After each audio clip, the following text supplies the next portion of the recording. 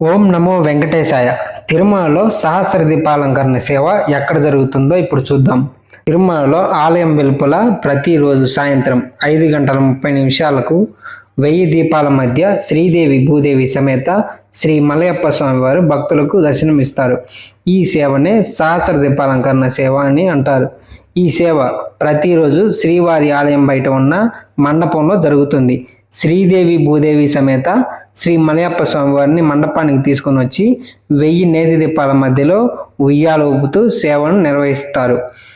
వేద పండితులు వేద పఠనం మరియు కళాకారులు అన్నమాచార్య సంకీర్తన మధ్యలో ఈ సేవ జరుగుతుంది.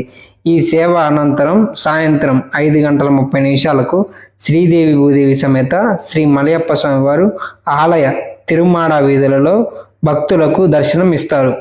ఈ సేవలో మీరు పాల్గొనాలి అంటే ttdevastanams.ap.gov.in అనే వెబ్సైట్లో 3 నెలల ముందుగా ఆన్లైన్లో బుక్ చేసుకోవాలి. శ్రీవారి ఆదిత్య సేవ తిరుమల మీద క్లిక్ చేసి సహస్ర దీపాలంకరణని క్లిక్ చేసి ఒక్కొక్కరికి 500 రూపాయలు చెల్లించి బుక్ చేసుకోవచ్చు.